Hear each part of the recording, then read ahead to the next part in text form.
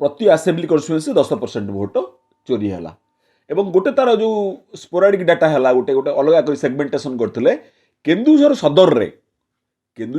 रे 18% भोट चोरी होती। अमर पट्टनायक कौन कले?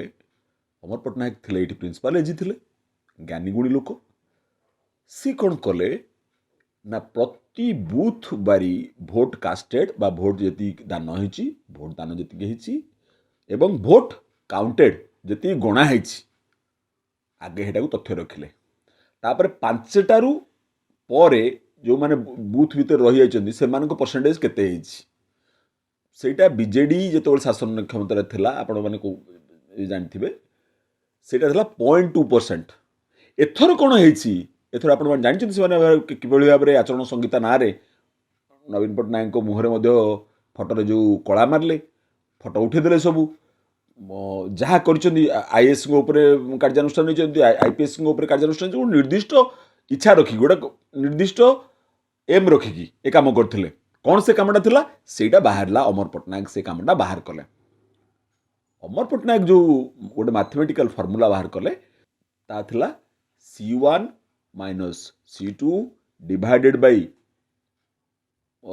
votes of booth into assembly constituency और एमपी constituency into 100 प्लस गोटे भारिएबल थिला। से भारिएबलटा कौन थिला जेहेतु सी होचंदी अमर पट्टनायक होचंदी फिजिक्स रो छात्र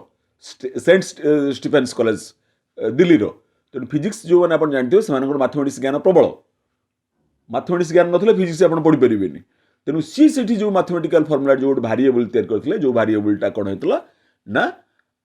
5टा पर कौ एरिया रे केते खंड अधिका पड़छ विभिन्न एरिया रे विभिन्न अधिका पड़छ तेणु से गोटे से भारिएबल हिसाब से रखिथिले को निर्दिष्ट मैथमेटिकल फॉर्मूला बाहर करी सी कले जे एवरेज रे हाराहारी 10% भोट चोरी होइछि 10% भोट एवरेज रे चोरी हो गला। सी जो प्रति आसेम्बली कन्स्टिट्युएंसी 10% भोट चोरी है एवं गोटे तार जो स्पोराडिक डाटा है गोटे गोटे अलग सेगमेंटेशन करते केन्दुझर सदर रे 18% भोट चोरी होती।